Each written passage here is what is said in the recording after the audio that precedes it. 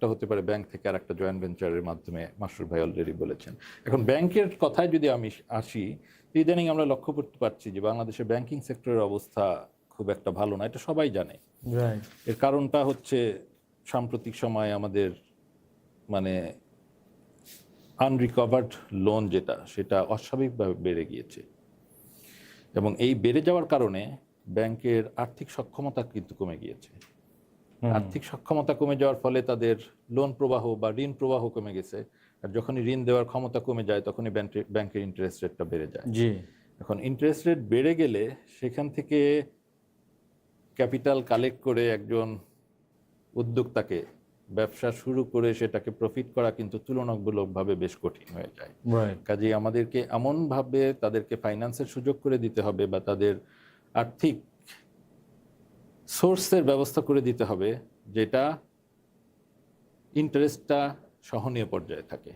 এরপরে আমি আসি ব্যাংকিং খাতের এই সমস্যাটা কিভাবে দূর করা যায়, যেন তারা সঠিক বা কম ইন্টারেস্টে ক্ষুদ্র উদ্যোক্তাদের ঋণ প্রদান করতে পারে বা ঋণ প্রবাহ তাদের বৃদ্ধি পায়।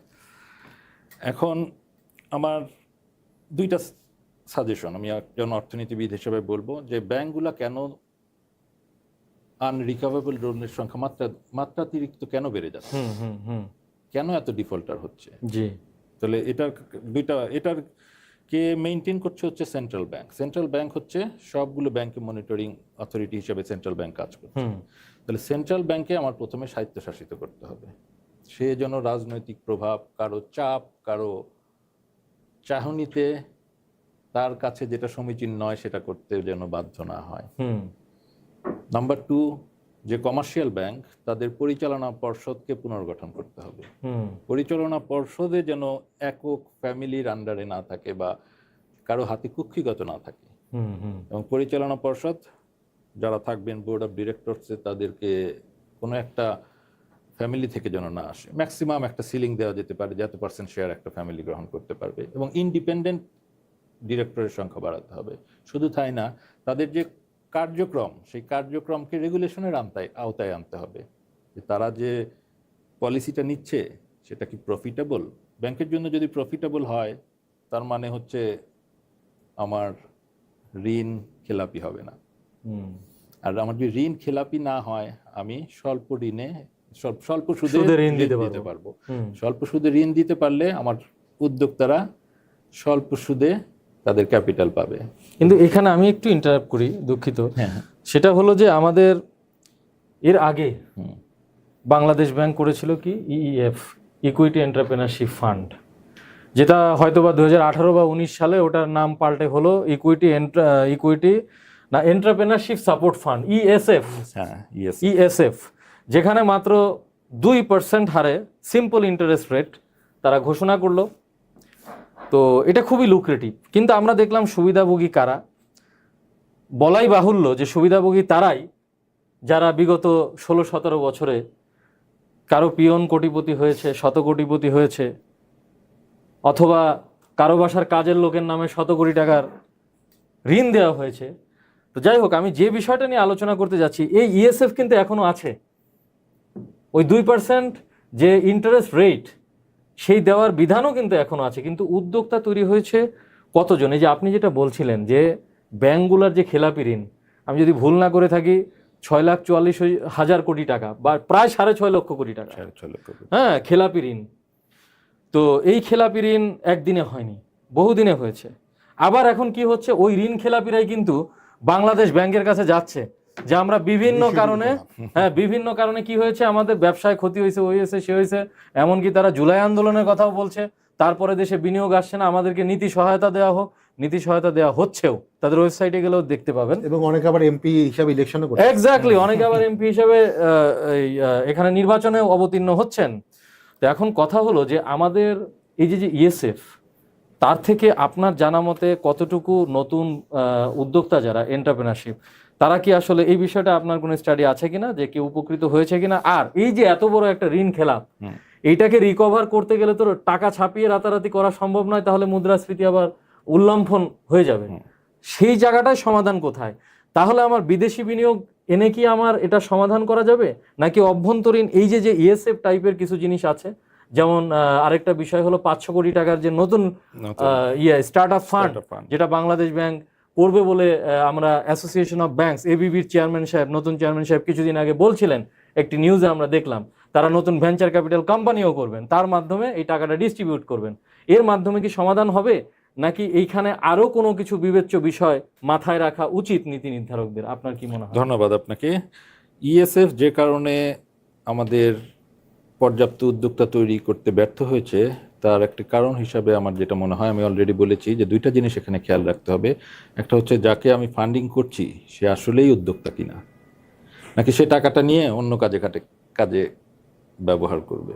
এখন আমার যেটা জানা যে ইএসএফ এর আন্ডারে যারা সুযোগটা পেয়েছিল তারা ফান্ডটা প্রপারলি ইউজ করতে পারেনি, এবং এই ফান্ড যদি প্রপারলি ইউজ না করে তাহলে তো কখনোই আমরা আমাদের যে মেইন অবজেক্টিভ সেখানে পৌঁছতে পারবো না।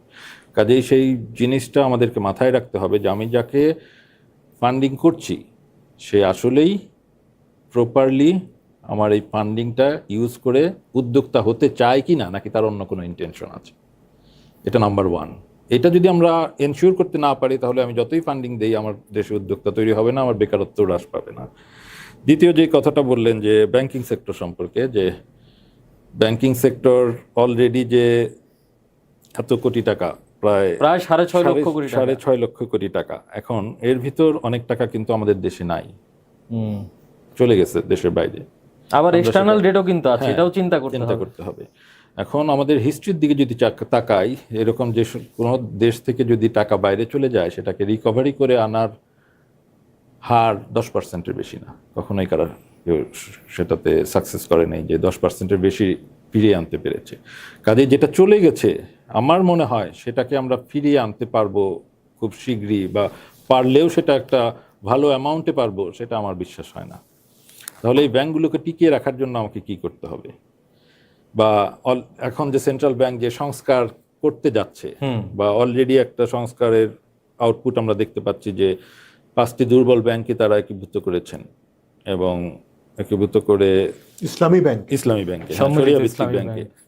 এবং যখনই এই ঘোষণাটা আসলো যে 5টা দুর্বল ব্যাংক, তখন কিন্তু যারা আমানতকারী তাদের ভিতর কিন্তু একটা ভীতি চলে আসলো, এবং যে ব্যাংকগুলো হয়তো ভবিষ্যতে দেউলিয়া হয়ে যাবে, বা আমার যে আমানত সেই আমানতটা আমি ফেরত পাবো না, তার মানে তাদের যে এক্সপেকটেশন সেই এক্সপেকটেশন চেঞ্জ হয়ে গেল।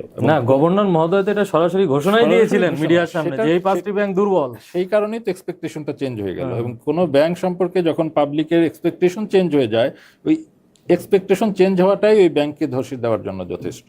কারণ কি, যখনই আমার বিশ্বাস হয় যে এই ব্যাংকটা ভালো করতে পারবে না, আমি আমানত ওখান থেকে তুলে নিয়ে আসবো, এবং আমার দেখা দেখি আমার পিছনে আরো লাইন থাকবে।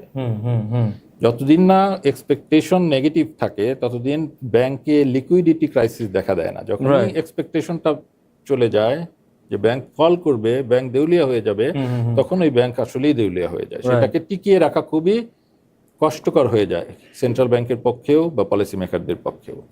আর একটা জিনিস, আমার তো ওই 5টা ব্যাংক ছাড়া আরো অনেক ব্যাংক ছিল যাদেরও খারাপ অবস্থা, তাদেরকেও তো আমাদের পলিসির আওতায় আনতে হবে, তাদেরকে রক্ষা করার জন্য একটা ব্যবস্থা নিতে হবে। তো এইটার ব্যাপারে এটা রাতারাতি করা সম্ভব না। যতই পলিসি মেকার বলুক বা সেন্ট্রাল ব্যাংক অথরিটি বলুক, একটা দুর্বল ব্যাংক, যে ব্যাংকের এত হাজার কোটি টাকা, লক্ষ কোটি টাকা খেলাপি ঋণ রয়েছে, এদেরকে 1 বছর 2 বছরের মধ্যে একটা ভালো পজিশনে আনা সম্ভব না। এটার জন্য একটা লং টার্ম উদ্যোগ নেওয়া দরকার। এখন সেই লং টার্ম উদ্যোগ নেওয়ার জন্য এটা বর্তমানে যেটা নিয়েছে সেটা একটা কন্টিনিউয়াস প্রসেস। সেখানে মানুষ গ্রাহকদের আস্থা নিয়ে আসতে হবে, প্রথম জিনিস যেটা। এখন আস্থা নিয়ে আসতে গিয়ে সাধারণ আমানতকারীদের যে হেয়ার কাটের কথা বলা হচ্ছে, এইটাকে যেন মেকআপ করা যায়। দরকার হলে গভর্নমেন্টকে যদি কিছু প্রণোদনাও দিতে হয়, এইটাকে মেকআপ করে এবং ঘোষণার মাধ্যমে, প্রপার অথরিটির মাধ্যমে সেই ঘোষণাটা আসতে হবে যে কারো আমানত খোয়া যাবে না।